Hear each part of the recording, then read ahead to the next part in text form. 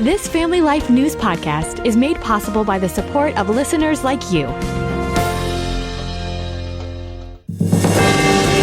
It's the Noon Report from Family Life, bringing a Christian worldview to what's happening in New York, Pennsylvania, across the country, and around the world. Weather with Kevin Williams, plus special features and reports with the Family Life News team. Now, here's what's happening. Donald of Arabia. Good afternoon. Welcome to the broadcast. President Donald Trump looking to expand U.S. interests abroad. He's on a 4-day, 3-nation trek through the Arab world, and it started off in the Kingdom of Saudi Arabia. The president getting the royal treatment from the royal family, which rolled out the purple carpet for Trump today in Riyadh. Purple, of course, is the color of royalty. CBS's Willie James Inman has more from the Saudi capital. The Crown Prince, Mohammed bin Salman, has really agreed to invest billions, hundreds of billions of dollars in the U.S. over the next 4 years. President Trump says those Saudi investments will translate into millions of jobs for American workers. Mideast scholar Jim Hansen says the president's trip abroad will mix foreign policy with business savvy. We are the global superpower, the only one. So he wants to make sure that as things, in the Middle East play out, that the United States is who everyone is aligned with. Israeli Special Ops veteran Aaron Cohen has more on the significance of the president's Mideast excursion. Trump is walking into the Middle East like a wartime CEO. It's about oil. It's about security, and it's about aligning the Arab world closer to the U.S. to counter Iran and China. Trump's trip also includes stops in Qatar and the United Arab Emirates. He may make a beeline to Istanbul, Turkey, for Russia-Ukraine peace talks on Thursday.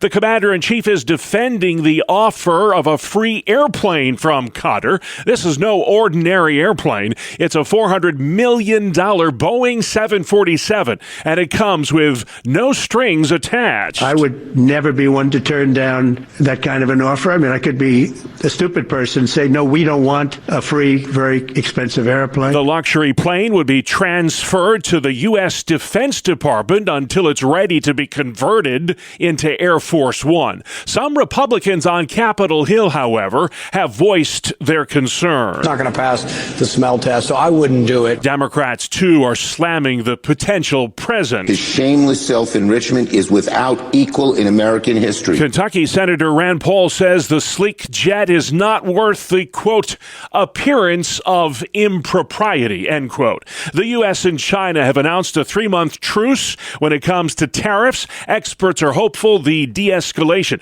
will tamp down talk of a trade war between the world's 2 largest economies. President Trump calls it a trade reset. China today said it won't be bullied by the U.S., adding there are no winners in trade wars.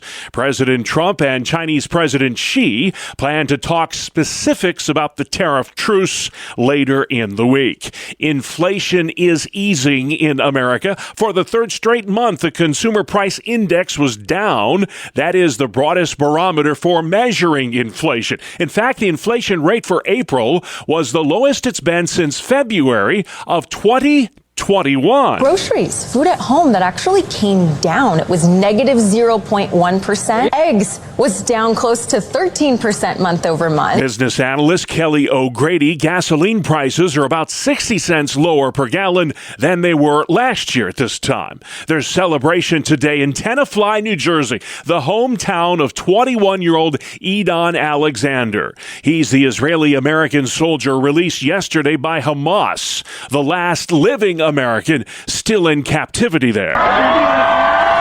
Seeing was believing in Idon Alexander's hometown in New Jersey.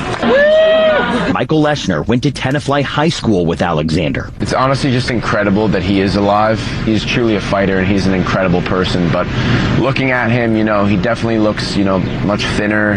He looks a lot more pale than when, he left, for sure. The Alexander family is still figuring out when they will return to the United States. Idon is currently undergoing medical treatment at a hospital in Tel Aviv. Correspondent Tom Hansen says there are still 59 hostages being held by Hamas. About half of them are believed to to be still alive.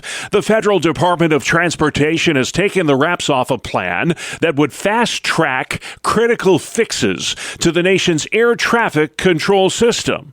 Reporter Tom Costello. Transportation Secretary Sean Duffy says an emergency team is currently installing new fiber optic lines to controllers at Newark, at JFK, at LaGuardia, but it will take weeks to test that system just days before this busy summer travel season kicks off. Costello says a record number of Americans plan to travel for the upcoming Memorial Day weekend, now less than 2 weeks away. One of the toughest abortion pill bans in the country is working its way through the Texas state legislature. The Senate bill imposes stiff penalties against anyone who peddles dangerous abortifacients. Anyone who manufactures, distributes, mails, transports, delivers, prescribes, or provides these abortion pills. Republican State Senator Brian Hughes says studies have shown abortion pills like mifepristone can cause serious side effects in the women who take them to terminate their pregnancies. Missing out on a little sleep can potentially increase your risk for heart failure.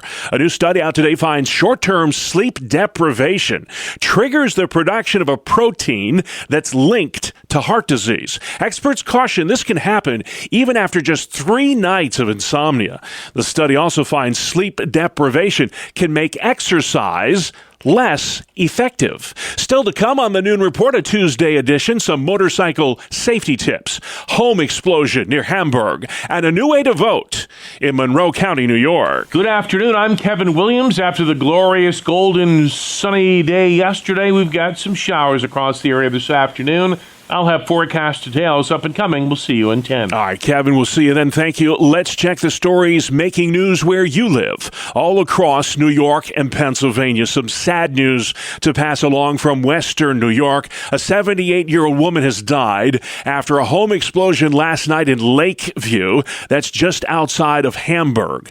Police spokesman John Baker says it is not an exaggeration to say it looked like a bomb went off. Yes, when I say the call came in as a house explosion, it was exactly that. It was exactly an explosion, exactly what you would imagine hearing that. I can tell you that the damage to the house was catastrophic.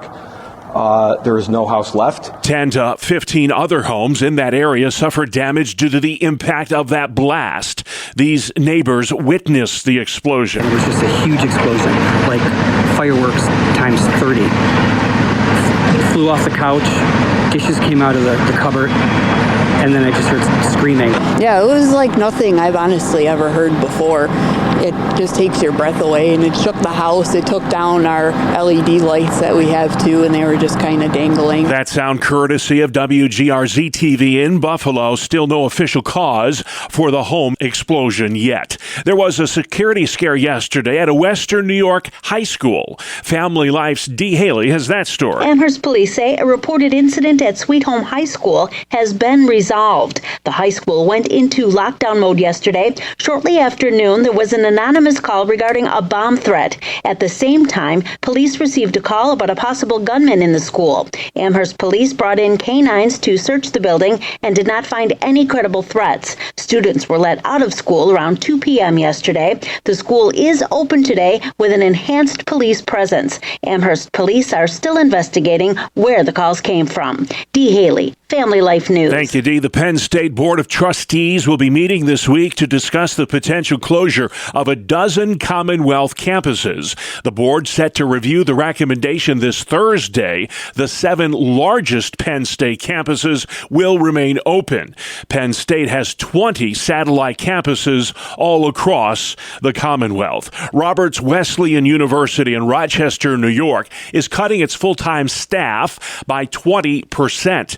The school says those cuts are necessary to ensure that tuition remains affordable. Roberts Wesleyan was founded as a seminary in 1866. It became a university in 2022. Pennsylvania Congressman Glenn Thompson is chiming in today on the president's barnstorming tour of the Arab world. It could be the basis for really building on trade, which I know is one of the top priorities that the president has. The commander-in-chief will be in 3 Middle Eastern countries over the next few few days, conducting business deals and securing trade pacts. To build a block of allies that can help us stabilize and bring peace and a force for good of keeping countries like Iran in check. I think that's very significant. Congressman Thompson says Mr. Trump deserves credit for getting world leaders at the bargaining table who are willing to negotiate with us.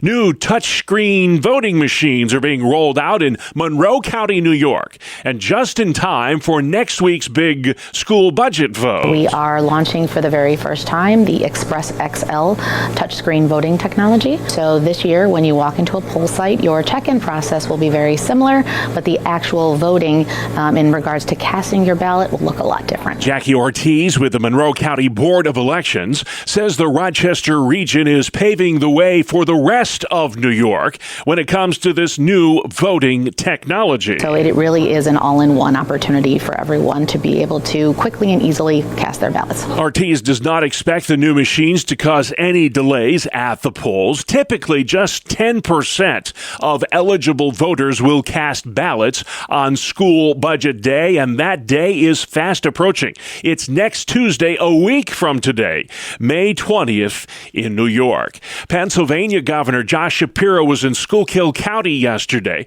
talking about the need to invest more in the state's agriculture industry.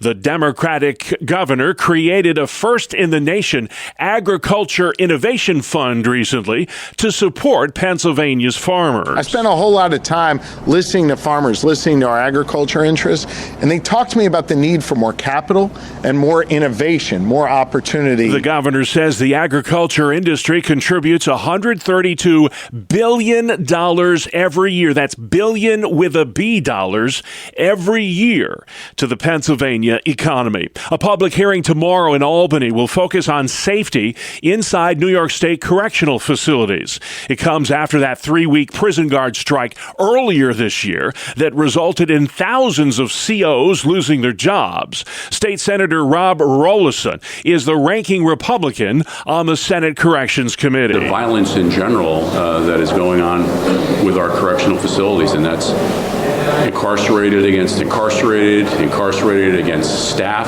So to me, it's not just one particular area that needs to be addressed. Others argue more needs to be done to protect inmates in light of the beating death of Robert Brooks at the Marcy Correctional Facility late last year. Well, warmer weather means more motorcycles on the highways, and with that in mind, Adam Pritchett with the Syracuse Police Department has some biker safety tips to pass along. When you're on a motorcycle, you have to make sure you're wearing your helmet, lighter colored clothing, especially if you're going to be riding at night. But most importantly, it's driving defensively, looking for hazards and planning escape routes. Pritchett tells Spectrum News 15% of all traffic deaths involve motorcycles. It seems like at least once or twice a year, we wind up going on these calls where tragically a motorcyclist loses their life. And it is not a good experience, obviously, for the family and for us having to go out and tell the family that, hey, your family member is never coming home. The number of registered motorcycles on U.S. highways has doubled the past 2 decades. The Buffalo Bills' new $2 billion football stadium is on schedule for completion by next July. It feels great, especially coming through the winter that we had, to make sure that we're still on time. And obviously that's been a popular question, and I completely understand it. But we have no choice but to be open in July. We have no choice to make sure this building is ready for the football team and for our fans. Bills Chief Operating Officer Pete Goelli. Start to see some of the spaces actually closing in, visualizing where people will be. We put some seats in for the first time about a week ago and had actually people sitting in them. So it's amazing to see where we're at. What I'm most proud of is we finally have this state-of-the-art facility in a city like Buffalo. Groundbreaking for that new 62,000-seat stadium happened in June of 2023. Legislation in the works in the Pennsylvania House would allow the State Interscholastic Athletic Association to create separate playoffs for public and private schools. The bill's sponsor argues private schools typically have more resources and capabilities to attract gifted athletes.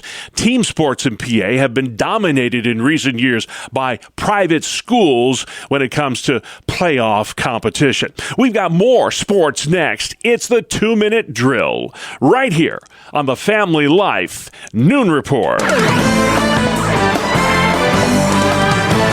Good afternoon, I'm Randy Snavely. Bob, being a top seed in the NBA playoffs has not been a plus for many of the teams. Last night in New York, the Knicks got a 39-point performance from Jalen Brunson, and they throttled the defending champion Celtics again, 121-113. What's even worse for Boston, Jason Tatum, who had 42 points, suffered what appeared to be a serious leg injury. He had to be carried off the court with just under 3 minutes to play. So the C's are down 3-1, which means the Knicks just one win away from advancing to the next round. New York isn't the only team that grabbed a 3-1 lead last night. The T-Wolves took down the Golden State Warriors 117-110. Anthony Edwards and Julius Randle combined for 61 points to help the Wolves take that commanding 3-1 lead. Let's talk baseball. The Mets got a walk-off RBI sac fly from Pete Alonso in the bottom of the ninth. They beat the Pirates 4-3. The Yankees walloped the Mariners 11-5. Trent Grisham belted 2 more home runs. Anthony Volpe and Austin Wells also went deep in the rout. In Philadelphia, Mason Wynn hit the go-ahead home run in the 7th inning for the St. Louis Cardinals, and their bullpen made it stand up, edging the Phillies 3-2. Cards now have won 9 straight. Elsewhere around the leagues, Detroit, KC, the Cubs, Braves, D-backs, Guardians, Rangers, and Angels all prevailed. On the ice, both Carolina and Edmonton grabbed 3-1 series leads. The Canes beat the Caps 5-2. The Oilers down Vegas 3-0. That is a look at sports. All right, thank you, Randy. Still to come, President Trump in Saudi Arabia, air traffic control upgrade, and missions in action in Bellefonte, PA. Welcome to Breakpoint, a daily look at an ever-changing culture through the lens of unchanging truth. For the Colson Center, I'm John Stonestreet.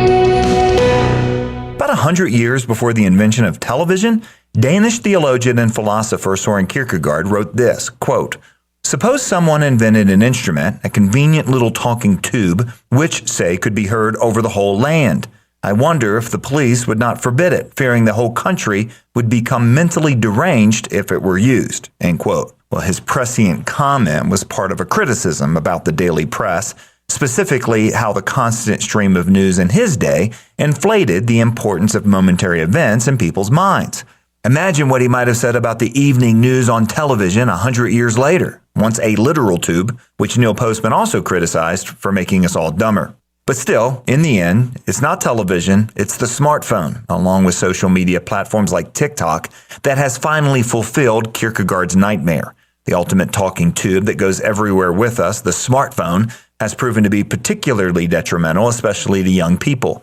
The connection between social media use and things like depression, anxiety, and other mental health problems is now well established, for all the reasons that Kierkegaard foresaw. And now, as it turns out, social media platforms are also effectively making users less interested in having children. Recently, Finnish sociologist Anna Rotkirch published an article in the Berlin Review that was entitled "The TikTok Baby Bust." In it, she explained how the introduction of the app coincided with a rise in anti-natalist values and memes, worsening mental health, especially for girls, and degrading social skills. Specifically, she said, TikTok users became, and I quote, "more likely to embrace the idea that I want to do other interesting things in life besides having a child." Now, one way that TikTok discourages fertility is by portraying the child-free life as more fulfilling than parenthood. And another way is by portraying singleness as more fulfilling than marital life. This combination of the device, the platform, and these messages broadcast on them have, sociologist Brad Wilcox remarked, proven to be the ultimate contraception. Now, of course, few influencers will outright just say, don't get married or have babies because it'll ruin your life. But the platform does reward constantly other messages. So what consumers consistently hear in subtle and quiet ways is that life is about self-expression and public performance, and you need to be pretty at all costs, and sex is only for pleasure, and your fertility is an obstacle to your happiness, and oh yeah, there are already too many people on the planet anyway.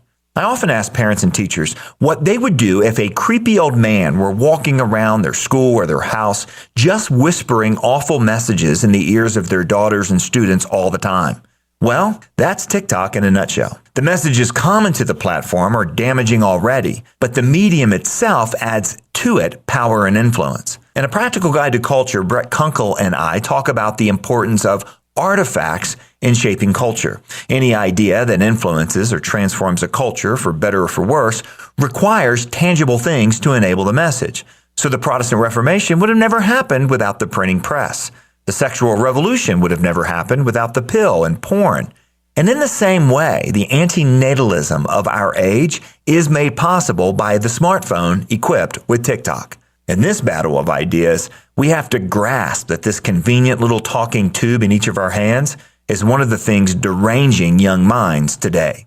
For the Colson Center, I'm John Stonestreet with Breakpoint. Today's Breakpoint was co-authored by Shane Morris, and you can always find us online at breakpoint.org. Thanks, John. Outside next, Kevin Williams. Here is your family life weather forecast for this afternoon. Rather cloudy. Additional showers, some heavy in parts of central Pennsylvania. A few widely scattered showers elsewhere across the region. Can't rule out a clap of thunder. High temperatures mid-60s to the middle 70s. It'll be rather cloudy tonight, tomorrow, and Thursday. And it'll shower from time to time, and there could be a clap of thunder. Mild tonight, low temps 50s and low 60s. High temperatures tomorrow and Thursday, generally mid-60s to the middle 70s. Thank you, Kevin. This is the Noon Report. I'm your host, Bob Price, and here's what's going on Tuesday, the 13th of May. President Trump kicked off his 4-day, 3-nation tour of the Middle East today with a stop in Saudi Arabia. Lucas Tomlinson at Fox News is traveling with the president in Riyadh. This is an important relationship. Saudi Arabia is about the size of Western Europe. It's a top 20 economy. If the United States isn't here, officials say the Chinese will be here. That's why President Trump is here. Trump's trying to secure $1 trillion in investments from the Saudis. He also has stops planned in Qatar and the United Arab Emirates. CBS's Willie James Inman. The Middle East plays host to a lot of American corporations and business, so that will be top of mind in these conversations that the president has with leaders in the region of all three of these nations. The president may interrupt his Mideast excursion with a side trip to Istanbul, Turkey on Thursday so he can attend Russia-Ukraine peace talks. The White House says the problems plaguing Newark Liberty International Airport fall squarely on the shoulders of the Biden administration. Transportation Secretary Sean Duffy says that airport is using old equipment that looks like it came off the set of the movie Apollo 13. My concern is that we could see other situations like this around the country because the system is old.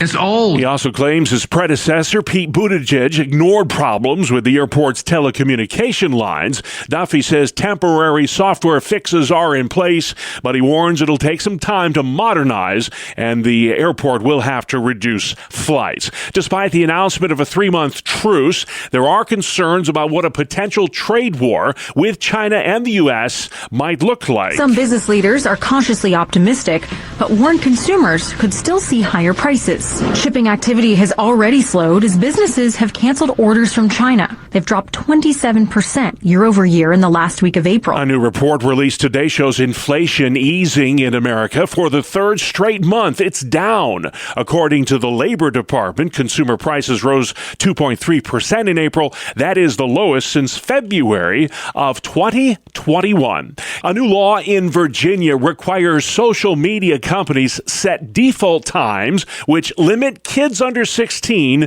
to just an hour a day of scrolling. Democratic sponsor Skylar Van Volkenberg. You see how much it hinders their ability to do well in school, and you see how much it hinders their socialization with their friends. And, you know, all the kind of mental health stuff has been well documented in the press. Need a job? McDonald's is hiring 375,000 workers this summer. The fast food chain announced the move at a news conference that included the U.S. Labor Secretary. Missouri. Monday's event celebrated the 10-year anniversary of the company's Archways to Opportunity program, which offers tuition assistance and helps employees reach their education goals. McDonald's is known to be among President Trump's culinary favorites, and the company donated $1 million to his second presidential inauguration. I'm Brian Shook. You're listening to the Noon Report, a Tuesday edition on Family Life. Call to serve victims of Hurricane Helene. Youth and adults at Bellefonte, Pennsylvania's Watermark Church are hoping for support as they team with other local churches for a missions trip. Our guest on today's edition of Hometown Heroes here on Family Life is Watermark Assistant Pastor Brad Helpman, who's helping to lead that trip. The town we're going to is Newport, Tennessee, partnering with the missions organization called Experience Missions, and we're going down July 20th through the 25th for a week. And it came about, so each year here at Watermark Church, we put together a youth missions trip where we take our teens out, junior and senior high teens, on a short-term missions trip, usually every year. And we were tossing around ideas about that.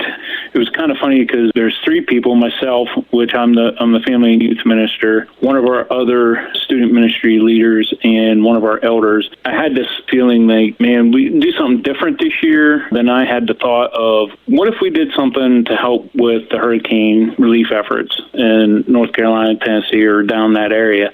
So that following day, I went to our other teen student ministry leader, and he had the same thought. And then that Sunday, it was like one of our elders came to us and said, hey, what if we did a church-wide mission trip down south to help with hurricane relief efforts?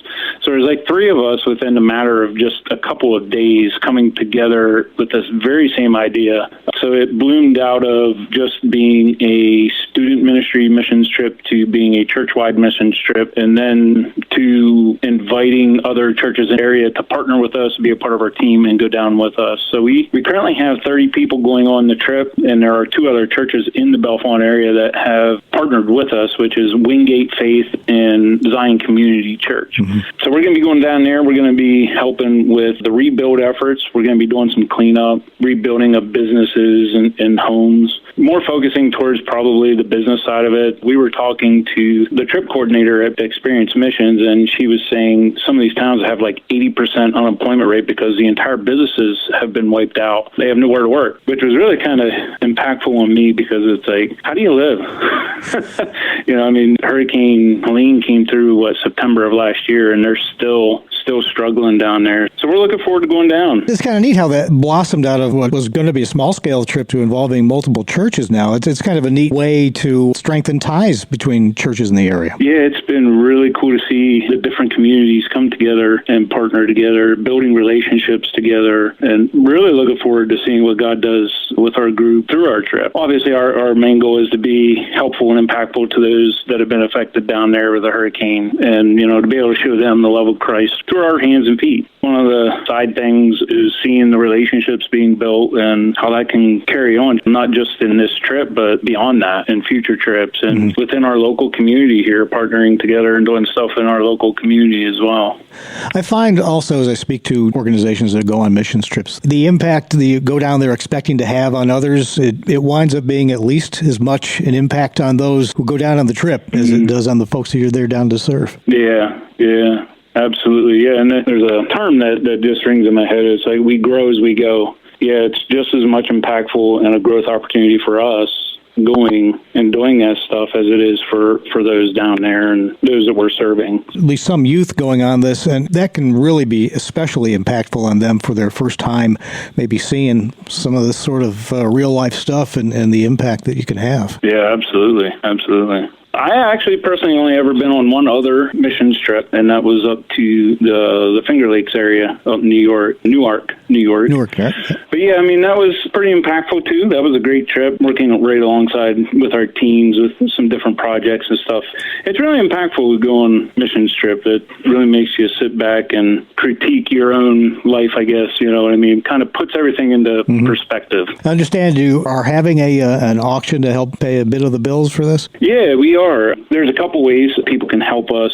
First and foremost, pray for those affected down there from the hurricane, and pray for our team that we're effective in our efforts and also in help showing the love of Christ to those down there. But we are having a silent auction. Local companies that we've reached out to donate items, even other local churches in the area donate stuff. People come in and do a silent auction, bid on items, help raise funds for our travel expenses, some of the expenses of our registrations and whatnot. And that is this Friday, May 16th from 5 p.m. to 8 p.m. and then also on Saturday from 10 a.m. to 3 p.m. And that's being held here at our church at Watermark at 1690 Zion Road. That's Pastor Brad Heltman with Watermark Church in Bellefonte, Pennsylvania, part of an upcoming missions trip to Tennessee. Please join us again next time as we search for your home, your town, your hero. It's Hometown Heroes on Family Life. Thank you, Mark. Hometown Heroes comes your way every Tuesday during the Noon Report. You can subscribe, listen to, and share this feature as well as all our original podcasts at Apple Podcasts, Spotify, YouTube, or our website, familylife.org. A very good afternoon to all. Here is your Family Life regional weather forecast on the midday weather map. We're looking at a slow-moving area of low pressure approaching from Missouri. It's going to produce for the next several days some unsettled weather, showers, a few rumbles, and that unsettled weather will likely carry us into the weekend. For this afternoon, rather cloudy. Additional showers, some heavy in parts of central Pennsylvania. A few widely scattered showers elsewhere across the region. Can't rule out a clap of thunder. High temperatures mid-60s to the middle 70s. It'll be rather cloudy tonight, tomorrow, and Thursday. And it'll shower from time to time, and there could be a clap of thunder. Mild tonight, low temps 50s and low 60s. High temperatures tomorrow and Thursday, generally mid-60s to the middle 70s. All right, thank you, Kevin. Finally at noon, we celebrate the centuries-old solution to day-old bread. Here's reporter Bree Tennis. It's National Crouton Day, celebrating the toasted bread cubes that give a salad or soup a little extra crunch. It was born out of necessity, giving life to leftover bread since the 15th century. But watch out, croutons are high in calories, fat, and carbs. But girl math says it all balances out if it's in a salad. I'm Bree Tennis. All right. Thank you very much, Bree. And just like that, we're out of time. That's our world. The world we live in. Tuesday, the 13th of May. I'm Bob Price. Family Life News. You've been listening to the Noon Report. Heard weekdays on Family Life. Thank you for listening.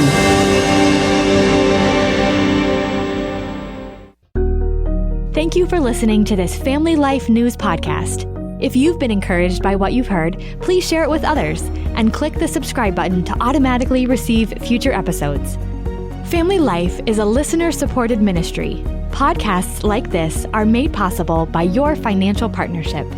Find out more at familylife.org.